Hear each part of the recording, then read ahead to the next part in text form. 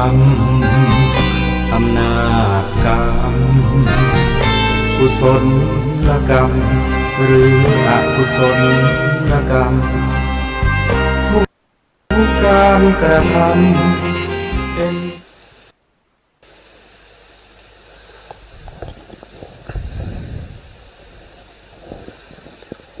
อะระหังสัมมาสัมพุทโธภะคะวาพุทธังภะคะวันตังอะภิวาเทมิปันโนภะคะวะโตสาวกสังโฆสังฆังนะมามินะโมตัสสะภะคะวะโตอะระหะโตสัมมาสัมพุทธัสสะ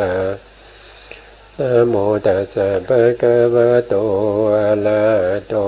สัมมาสัมพุทธัสสะนะโมตัสสะภะคะวะโตอะระหะโตสัมมาสัมพุทธัสสะสัมมาสัมพุทธมัตตุลังสัสสะธัมมกนุตตมังอาภิวาทิยาปัสสิสังอาภิธรรมัตตสังฆังตัตตาวุตตาภิธรรมัตถาจัตโตตาปรมัตตโตจิตตังเจตสิกังรูปังนิพพานามิติสัพพทาขอกราบนมัสการพระมหาเถระพระสังฆาธิการพระเถรานุเถระและขอสวัสดีท่านผู้ฟังและผู้ชมทุกท่านที่ติดตามในรายการพระไตรปิฎกลอยฟ้าในเนื้อหาของพระอภิธรรมครับครั้งนี้ก็เป็นครั้งที่17ในเรื่องของนิพพานปรมัตถ์นะครับซึ่งเราก็ได้ศึกษาเรื่องของนิพพานซึ่งเป็นสภาวะธรรมที่เป็นสุขนะครับที่เรียกว่ามีลักษณะสันติลักขณังซึ่งเป็นความสุขที่พ้นไปจากเรื่องของขันธ์ห้านะพ้นไปจากเรื่องของการเวลานะครับที่เราเรียกว่าเป็นการวิมุตตินะครับเป็นการวิมุตติซึ่งพระนิพพานนี้เป็นสภาวะธรรมที่จะรู้ชัดรู้จริงรู้ได้ก็จะต้องเป็นผู้ที่ได้เป็นพระอริยบุคคลตั้งแต่โสดาบันขึ้นไปนะครับอย่างพวกนี้อย่างตัวผมเนี่ยก็ยังไม่ได้อะไรนะครับเพราะฉะนั้นการที่จะมาบรรยายในเรื่องของพระนิพพานเนี่ยโดยทั่วไปก็จะบรรยายไปตามอักขระนะครับเพราะว่าสภาวะธรรมเนี่ยเรายังไม่สามารถเข้าถึงได้เพราะว่าเป็นธรรมที่เป็นของพระอริยบุคคลเท่านั้นนะเพราะฉะนั้นก็เราก็ว่าไปตามตำรานะครับแล้วก็ว่าไปตามที่เราได้ศึกษามาได้ยินได้ฟังมาหรือว่าค้นคว้าจากพระไตรปิฎกบ้างนะครับมานำเสนอให้พวกเราเนี่ยได้เห็นว่าพระนิพพานมีลักษณะอย่างไรนะครับครั้งที่แล้วเนี่ยผมก็พูดถึงในเรื่องของพระนิพพานนะครับว่าถ้าเราว่าโดยพระนิพพานเป็นหนึ่งเนี่ยเราก็จะว่าโดยลักษณะของพระนิพพานก็คือนิพพานเนี่ยมีลักษณะสันติลักขณังนะครับไม่ใช่ความสุขอย่างที่เราเคยได้พบอย่างเช่นเรามีความสุขที่เกี่ยวเนื่องด้วยขันธ์ห้านะครับความสุขอย่างนั้นเนี่ยเขาบอกว่าไม่ถึงเสี้ยวที่16ของนิพพานนะครับซึ่งความสุขมันคนละอย่างกันนะครับอย่างเช่นบางคนอาจจะเคยได้ฌานนะครับบางคนอาจจะเคยได้ฌานก็เอาความสุขของฌานกับความสุขของเราที่เราได้เห็นสิ่งที่ดีๆสวยๆงามๆนะครับเราได้ยินเสียงที่ไพเราะนะครับว่าไปเปรียบเทียบกับ ความสุขในฌานในสมาธิมันก็เปรียบเทียบกันไม่ได้นะครับความสุขในสมาธิเนี่ยเป็นความสุขที่สงบเป็นความสุขที่สงบเป็นความสุขที่มีอยู่อารมณ์เดียวเท่านั้นนะครับขึ้นอยู่กับอารมณ์ของฌานนั้นๆว่าเขาบริกรรมเขาใช้กำหนดอารมณ์อะไรอย่างเช่นอานาปานสติกำหนดลมหายใจหรือว่ากำหนดในเรื่องของอสุภะนะครับหรือว่าจะกำหนดในเรื่องของอนุสตินะครับหรือว่ากำหนดในเรื่องของพรหมวิหารสี่นะครับความสุขอย่างนั้นก็จะมีความสุขมากกว่าที่เราได้ไปเห็นสิ่งที่สวยๆหรือว่าได้ยินเสียงที่ไพเราะนะครับหรือว่าได้นอนที่สบายๆนะครับมีอากาศสบายๆความสุขอย่างนี้จะไปเทียบกับความสุขในฌานไม่ได้อีกนะแล้วความสุขในฌานก็จะไปเทียบกับความสุขที่เป็นนิพพานก็ไม่ได้อีกนะครับเพราะว่าความสุขของนิพพานเนี่ยมันเป็นความสุขที่มันเรียกว่าพ้นไปจากขันธ์ห้านะเป็นขันธวิมุตติไปแล้วนะครับแล้วก็พ้นไปจากการเวลาที่เรียกว่ากาลวิมุตตินะครับซึ่งถ้าใครได้แล้วเนี่ยคนนั้นจะรู้ได้ทันทีว่าไม่มีความสุขไหนที่จะสุขเหมือนกับพระนิพพานเมื่อมีพระนิพพานนี้เป็นอารมณ์จะมีความสุข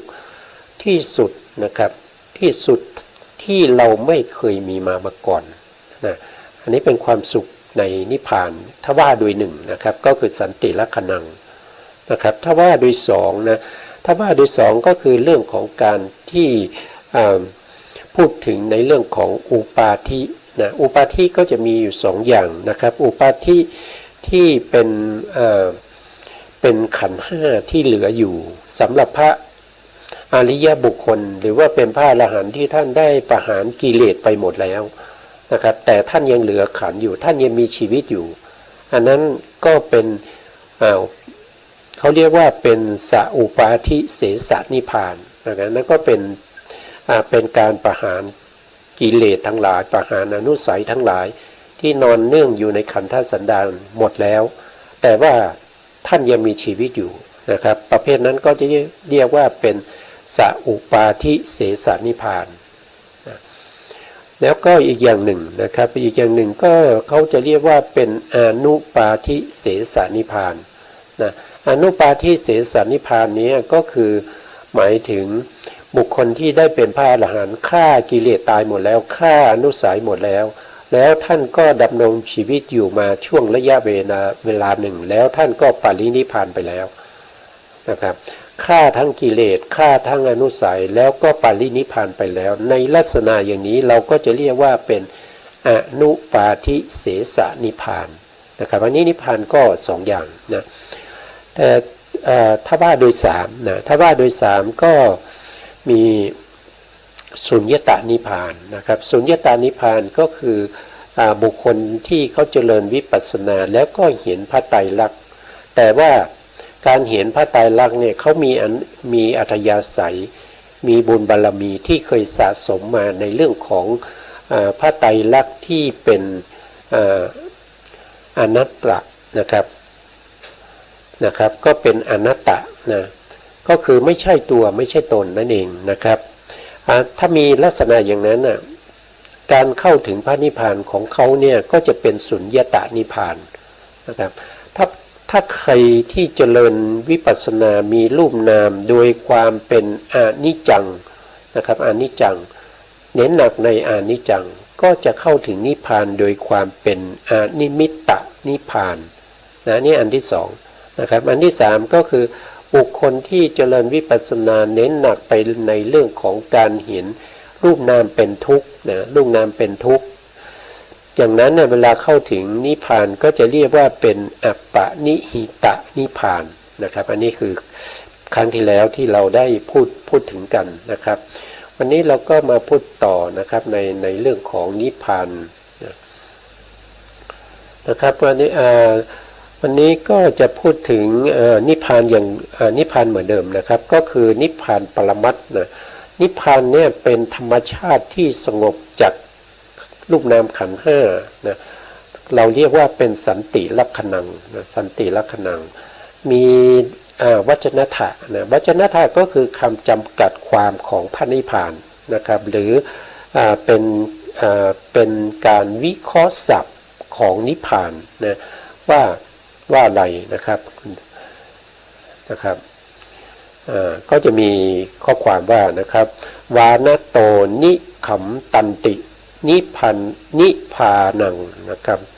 แปลว่าอะไรนะครับก็แปลว่าธรรมชาติใดย่อมพ้นไปจากตัณหาที่ชื่อว่าวานะชื่อว่าวานะนี่ก็คือหมายถึงเครื่องร้อยลัดนะแต่ตัวจริงๆเขาถ้าว่าโดยสภาวธรรมหรือว่าโดยองค์ธรรมเขาคือตัวตัณหานะครับตัวตัณหาที่ติดในเรื่องของกรรมคุณอารมณ์ทั้งหลายในเรื่องของถ้าเป็นพวกพรหมก็จะติดในเรื่องของรูปฌานรูปฌานนะครับก็คือตัวตัณหานั่นเองนะครับวานะอันเป็นเครื่องร้อยลัดภพใหญ่ภพน้อยภพใหญ่ให้ติดกันนะโดยติดกันก็คือหมายถึงว่าเราจากภพที่แล้วเนี่ยนะครับเราก็ตายจากภพก่อนมาเกิดในเป็นบุคคลในภพนี้นะปัจจุบันนี้นะเพราะว่าเรามาจากภพเก่านะปัจจุบันก็เป็นบุคคลใหม่แล้วจากบุคคลนี้เราก็จะไปนะครับจะไปในภพใหม่อีกไม่รู้จะไปในภพไหนนะครับก็จ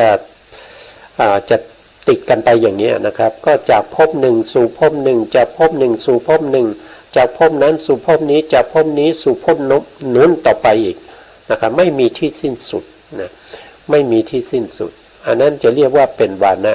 นะครับเป็นตัววานะก็คือตัวตัณหาเป็นตัวที่พาให้เกิดนะครับถ้าว่าโดยนิพพานนะครับคำจำกัดความของนิพพานก็คือเป็นเครื่องร้อยลัดภพใหญ่ภพน้อยให้ติดกันโดยเด็ดขาดฉะนั้นธรรมชาตินั้นชื่อว่านิพพานนะครับนิพพานหรือนิพพานะนิพพายันติสัพเพวัตตะทุกขะสันตาปะเอสะมินตินิพพานังนะครับนิพพานังก็จะแปลว่านะครับวัฏทุกข์และความเดือดร้อนต่างๆย่อมไม่มีในนิพพานฉะนั้นธรรมชาติที่เป็นที่ดับแห่งวัฏทุกข์และความเดือดร้อนต่างๆจึงชื่อว่านิพพานนะครับเพราะว่านิพพานนี้เป็นที่ดับของอนุสัยกิเลสนะเป็นที่ดับของอนุสัยกิเลสเมื่ออนุสัยกิเลสนี้มันดับไปแล้วเนี่ยนะครับมันก็จะไม่มีอกุศลอีกนะครับอกุศลจิตทั้งหลายนะครับประเภทที่เป็นโลภะเป็นโทสะเป็นโมหะก็จะไม่มีอีกแล้วนะจะไม่มีอีกแล้วนะครับเพราะฉะนั้นการที่เราไม่มีโลภะโทสะโมหะซึ่งเป็นมูลเป็นรากเป็นเง่าของการที่จะต้องเวียนว่ายตายเกิดอยู่ในวัฏทุกข์เนี่ยมันหมดแล้วนะเพราะฉะนั้นเราก็ไม่ต้องไปเวียนว่ายตายเกิดอีกนะครับก็ภพนี้ก็เป็นภพสุดท้ายแล้วนะเราจะไม่ต้องไปเกิดในภพใหม่อีกแล้วนะถ้าเราถึงพระนิพพานนะครับถึงพระนิพพานได้เป็นพระอรหันต์นะครับการถึงพระนิพพานได้เป็นพระอรหันต์ก็จะต้องถึงพระนิพพานถึง4ครั้งนะครับครั้งแรกก็คือจะเป็นพระโสดาบันนะโสดาบันแล้วก็อีกครั้งหนึ่งก็จะเป็นพระสกทาคามีและต่อไปก็จะเป็นพระอนาคามีนะต่อไปก็ได้เป็นพระอรหันต์พอเป็นพระอรหันต์แล้วก็ไม่ต้องเวียนว่ายตายเกิดอีกแล้วเพราะฉะนั้นวัฏทุกข์ก็จะไม่มีแก่เราอีกแล้วเราไม่ต้องเดือดร้อนอีกแล้วนะครับไม่ต้องเดือดร้อนอีกแล้วนะครับอันนี้ก็เป็นวจนะถะนะครับต่อไปนะครับก็จะนิพพา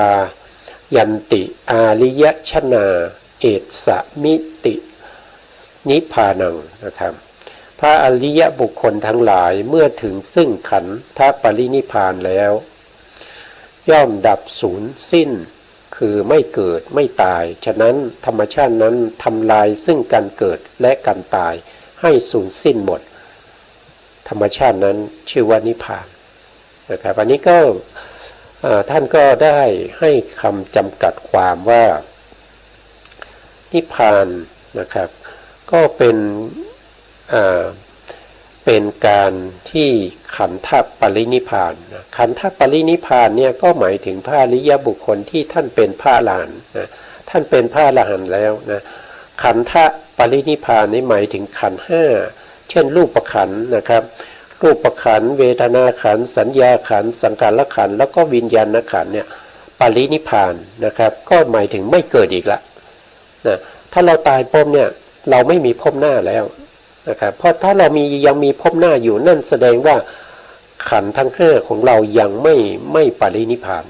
นะถ้าขันธ์ทั้งห้าของเรายังไม่ปรินิพพานเนี่ยเราก็ยังเวียนว่ายตายเกิดอยู่นะอันนี้หมายถึงพระอรหันต์ที่ท่านปรินิพพานนะครับท่านปรินิพพานขันธ์ห้าของท่านก็ปรินิพพานด้วยนะครับเพราะฉะนั้นความสิ้นไปแห่งขันธ์ห้าเนี่ยมันจึงทำให้เราเนี่ยไม่ต้องเกิดอีกไม่ต้องมาตายอีกนะไม่มีการเกิดไม่มีการตายมันเป็นธรรมชาติที่ทำลายซึ่งการเกิดและก็การตายนะครับตัวนิพพานนะตัวนิพพานเนี่ยอย่างเช่นถ้าเราได้โสดาปัตติมรรคครั้งแรกเนี่ยในอบายภูมิสี่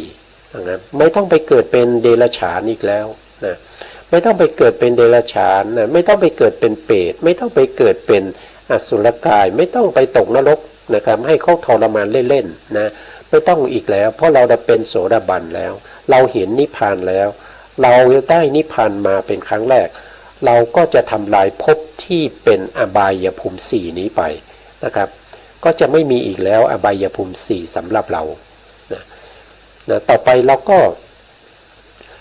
แต่ว่าเรายังจะต้องมีการเวียนว่ายตายเกิดในสุคติภูมินะครับอย่างเช่นกามภูมิถ้าเป็นโสดาบันเนี่ยจะกลับมาเกิดในกามภูมิที่เป็นสุคติกามภูมิ7เนี่ยนะได้อีกถึงไม่เกิน7ครั้งนะครับสมมติว่าตอนนี้เราเป็นโสดาบันใช่ไหมครับเราเป็นโสดาบันแล้วเราก็ตายแล้วแต่เราติดอยู่ในภพชาติที่เป็นมนุษย์ก็จะกลับมาเกิดเป็นมนุษย์อีกอันนี้เป็นมาเกิดเป็นครั้งที่2นะครับแล้วเราก็ยังไม่ได้ปฏิบัติธรรมต่อนะครับก็เป็นโสดาบันเหมือนเดิมนะครับแล้วก็ตายไปก็ติดในภพชาติอีกก็กลับมาเกิดเป็นโสดาบันอีกในครั้งที่3แล้วนะครับครั้งที่3นะครับครั้งที่4ครั้งที่5นะครับพอครั้งที่6กับครั้งที่7นี่จะต้องเป็นพระอรหันต์แน่นอนนะครับจะต้องเป็นพระอรหันต์นะครับจะต้องได้เป็นพระอรหันต์แน่นอนเพราะว่าเขาจะไม่เกิดในกามภูมิเกินกว่า7ครั้งอย่างมากแค่7ครั้งเท่านั้นเองนะครับถ้าเป็นโสดาบันนะแต่ถ้าเป็นสกทาคามีซึ่งสูงกว่าพระโสดาบันขึ้นไปอีกชั้นหนึ่งนะเขาก็จะมาเกิดในกามภูมิเพียงครั้งเดียวเท่านั้นนะครับกลับมาเกิดอีกครั้งหนึ่งเขาก็จะได้เป็นพระอรหันต์แล้วเขาก็จะปรินิพพานในกามภูมิแล้วนะครับอันนี้คือสกทาคามี นะครับแต่ถ้าบุคคลที่เข้าเป็นพระอนาคามีอนาคามีเนี่ยเขาจะไม่กลับมาเกิดในกามภูมิอีกแล้วนะสมมติว่าเขาเป็นมนุษย์แล้วก็ได้นิพพาน3ครั้งนะครับครั้งที่1เป็นโสดาบันครั้งที่2เป็นสกทาคามีครั้งที่3เขาได้เป็นอนาคามีเสร็จแล้วเขาก็ไม่ปฏิบัติต่อนะครับเขาเป็นมนุษย์อยู่นะครับแล้วเขาตายจากความเป็นมนุษย์เนี่ยเขาจะไม่กลับมาเกิดเป็นมนุษย์อีกนะครับไม่กลับมาเกิดเป็นมนุษย์ไม่กลับมาเกิดเป็นเทวดานะเทวดา6ชั้นไม่กลับมาแล้วแต่เขาจะไปเกิดเป็นพรหมนะครับเขาไปเกิดเป็นพรหมแล้วเขาจะไปปรินิพพาน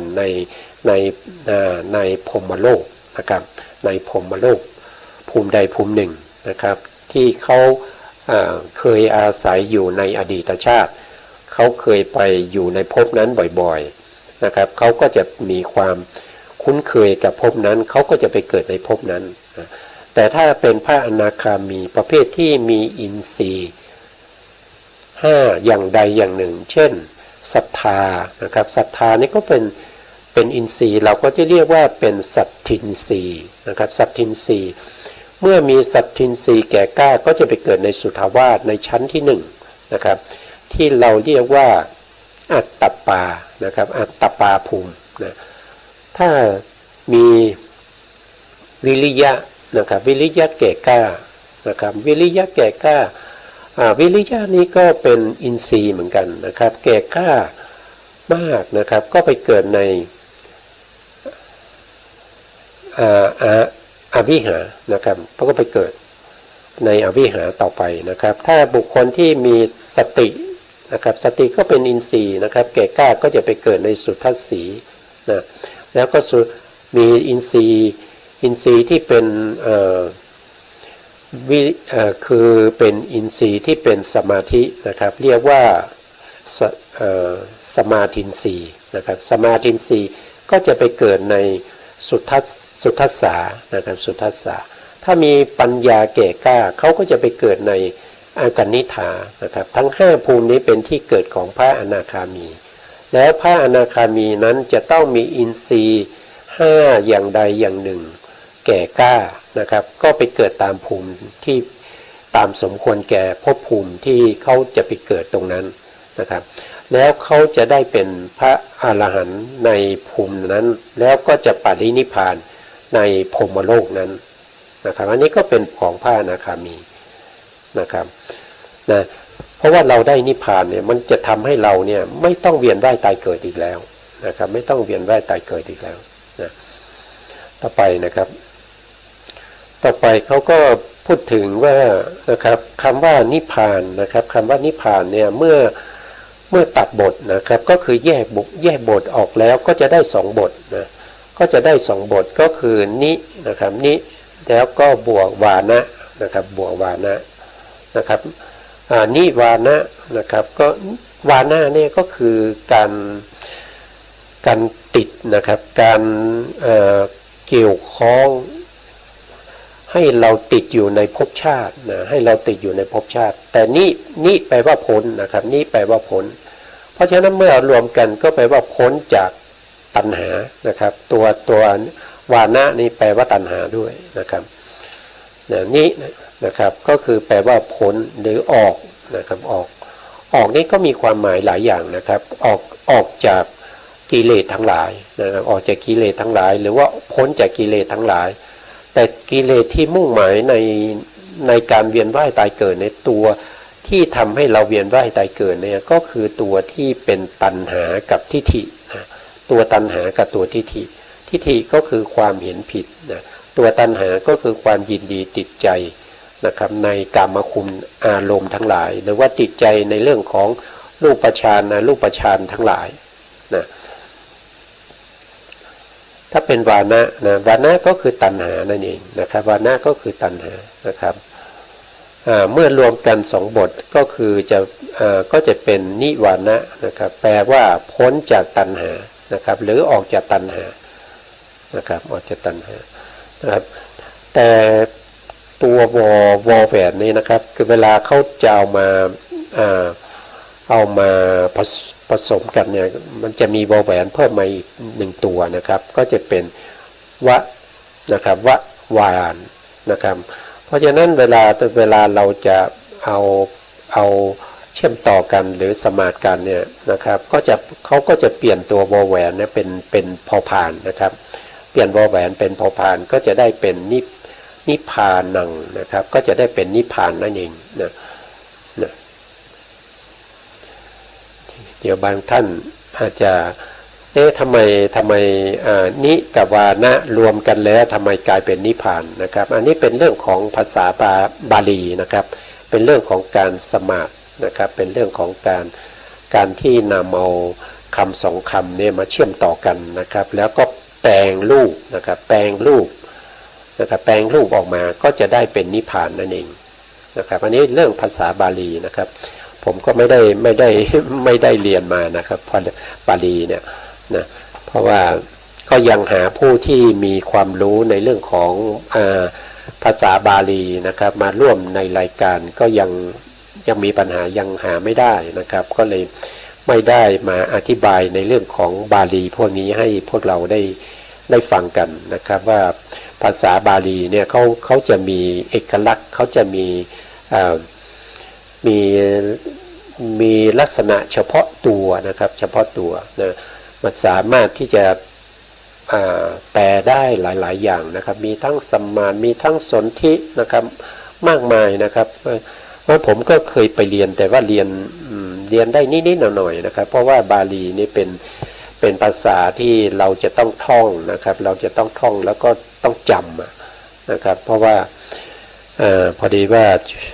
ตอนไปเรียนนี่ก็งานก็ยังทำงานอยู่นะครับงานก็มากนะครับแล้วก็ไปสอนภาคพิธรรมด้วยนะครับแล้วก็ไปทำงานบางครั้งก็ต้อง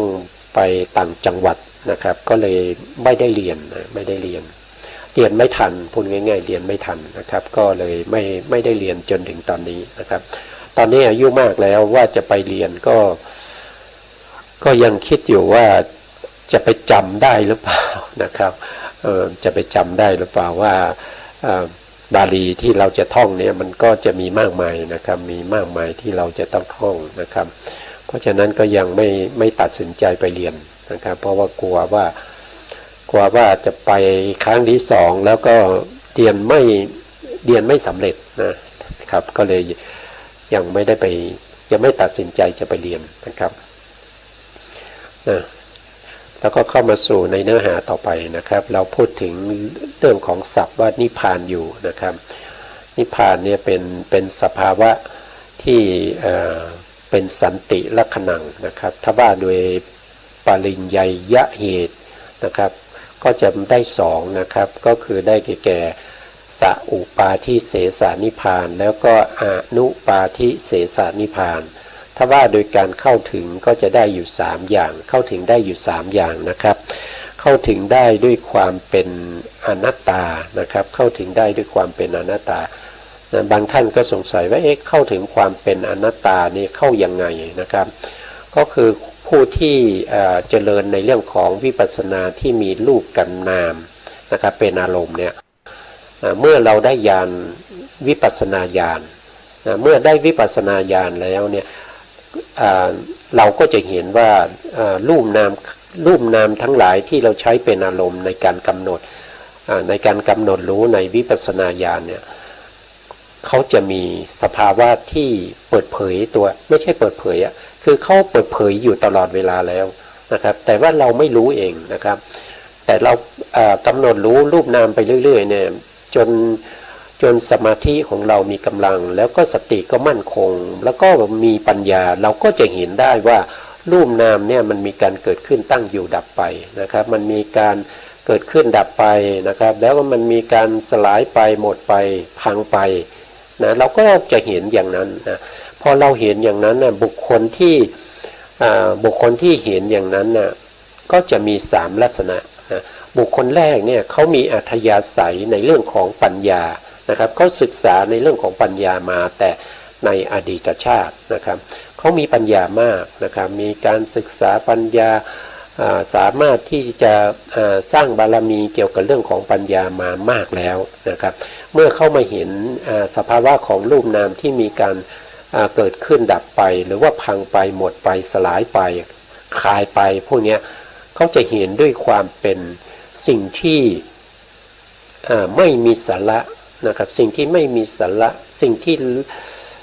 ไร้สาระทั้งหลายนะครับโดยความเห็นเป็นรูปนามเป็น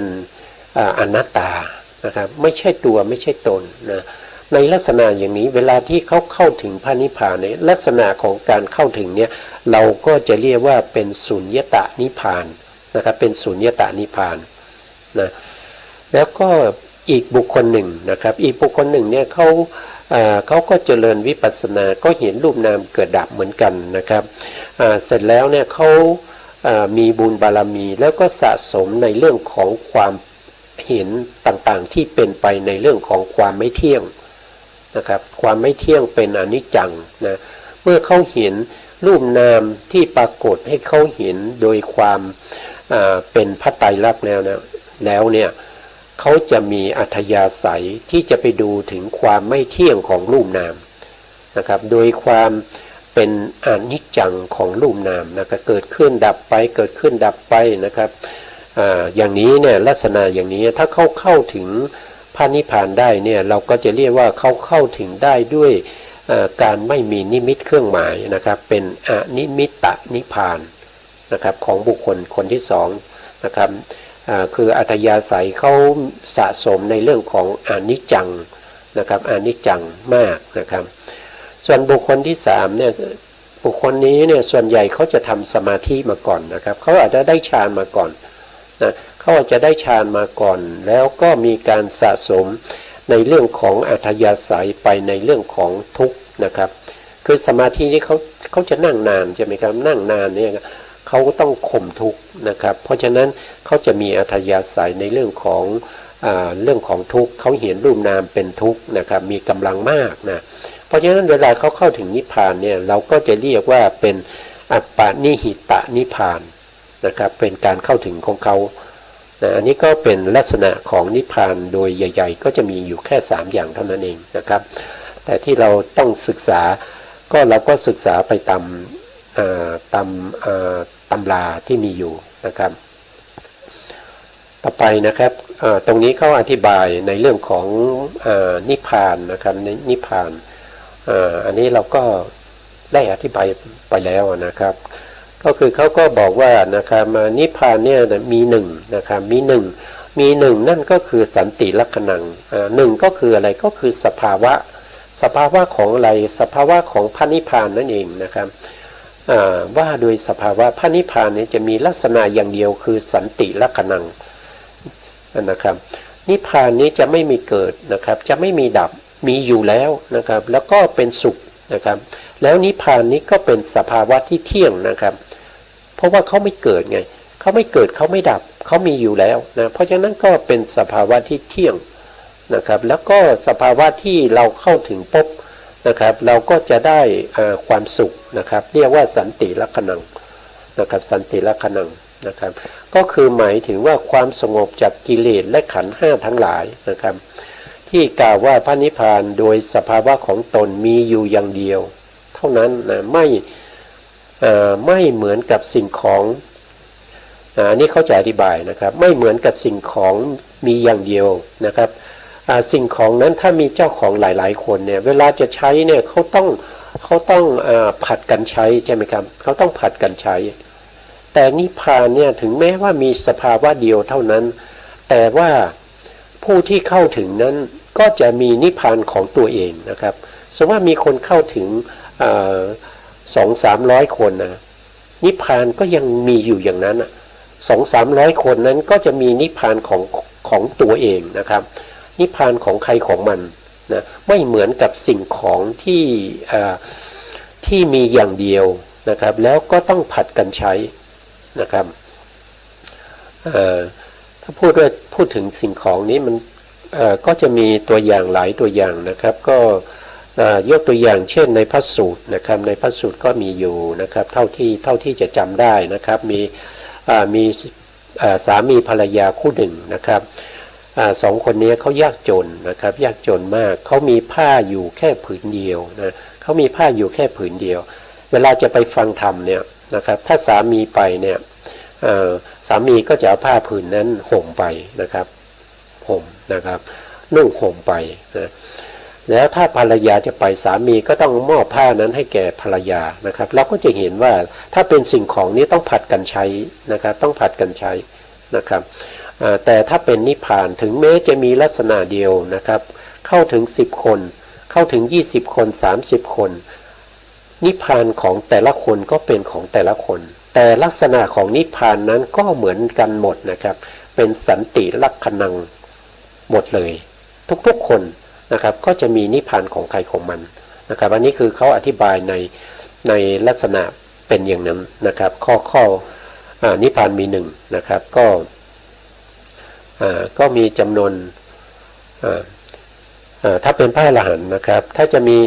คือผู้ที่เป็นพระอรหันต์เนี่ยถ้าลึกมาก็จะมีอยู่2อย่างที่พูดไปนะครับก็คือประเภทที่เป็นสัอุปาทิเสสนิพพานกับผู้ที่เป็นอนุปาทิเสสนิพพานนะครับผู้ที่จะมีความสุขมากที่สุดนะครับนั่นคือพระอรหันต์ที่ปรินิพพานไปแล้วนะครับปรินิพพานไปแล้วอย่างเช่นพระสัมมาสัมพุทธเจ้าของเราเนี่ยพระพุทธองค์ก็ปรินิพพานไปแล้วนะอย่างเช่นพระสารีบุตรพระโมคคัลลานะก็ปรินิพพานไปแล้วนะครับการปรินิพพานเนี่ย จะไม่มีสิ่งรบกวนใดๆเลยนะครับอย่างเช่นจะต้องมาคอยรับญาติโยมอย่างเงี้ยนะครับญาติโยมจะมาหาโทรมาหาว่าจะมาปรึกษาเรื่องนั้นเรื่องนี้อย่างเงี้ยถ้าเราเป็นพระอรหันต์ใช่ไหมครับเราก็จะต้องอยู่รอนะครับรอให้เข้ามาปรึกษามาพูดในเรื่องของมาปรึกษาในเรื่องของธรรมแล้วก็มาขอธรรมะนะครับหรือว่ามาขอกรรมฐานอะไรพวกนี้สิ่งพวกนี้มันเกี่ยวข้องกับในเรื่องของการที่เรายังเป็นอยู่ในโลกเนี่ยในโลกนี้นะครับแล้วเราจะเว้นจากสิ่งพวกนี้ไม่ได้นะครับเพราะฉะนั้นสิ่งพวกนี้มันเป็นอะไรมันเป็นเรื่องของขันธ์นะครับมันเป็นเรื่องของความต้องการความอยากนะครับของใครก็ของบุคคลอื่นที่ต้องการมาสัมผัสกับพระอรหันต์ทั้งหลายนะครับอย่างถ้าเขารู้ว่าเราเป็นพระอรหันต์เนี่ยนะครับเราจะไม่มีความสงบเลยนะครับไม่มีเวลาที่จะต้องได้เข้าพระสมาบัติเลยนะครับเพราะว่าจะมีแต่คนมาหานะครับจะมีคนนั้นคนนี้มาหาถึงแม้ว่าเราจะย้ายสถานที่อยู่นะครับพวกนี้เขาฉลาดนะครับถึงเราจะย้ายไปไกลแค่ไหนเขาก็ยังตามเราไปนะครับเขาก็ยังตามเราไปอีกนะเพราะฉะนั้นความสงบของพระอรหันต์ที่ยังมีชีวิตอยู่เนี่ยท่านจะพูดแล้วก็ยังไม่สงบเท่าไหร่นะครับเพราะฉะนั้นพระอรหันต์บางท่านเนี่ยท่านที่เป็นเวลาก็จะหมดอีกนะครับเพราะก็กำลังจะพูดถึงว่าเรื่องของนิโรธสมาบัตินะครับเพราะว่าพระอรหันต์บางท่านเนี่ยท่านอยากได้ความสงบเหมือนกับท่านได้ปรินิพพานแล้วเนี่ยนั่นคือความสงบที่เข้าสู่นิโรธสมาบัตินะเข้าสู่นิโรธสมาบัติซึ่งท่านก็จะต้องกลับมาฝึกในเรื่องของสมาธินะครับถ้าท่านไม่ได้เป็นไม่ได้เป็นฌานลาภีบุคคลนะครับท่านก็จะต้องกลับมาเริ่มทำเรื่องของสมาธิปฐมฌานทุติยฌานไปอีกเพื่อจะเข้านิโรธสมาบัตินะครับอันนั้นเราเอาไว้พูดกันในครั้งต่อไปนะครับวันนี้เวลาเราหมดแล้วนะครับสุดท้ายนี้นะครับก็ขอกราบขอบพระคุณพระครูสมุทรวิสุวัฒน์วรกิจโจผู้อำนวยการสถานีวิทยุเพื่อการศึกษาพระพุทธศาสนาและวัฒนธรรมวัดไฟหินอำเภอเมืองจังหวัดเชียงใหม่ครับแล้วก็ขอบคุณท่านผู้ฟังและผู้ชมทุกท่านที่ติดตามในรายการพระไตรปิฎกลอยฟ้าในเนื้อหาของพระอภิธรรมครับสวัสดีครับ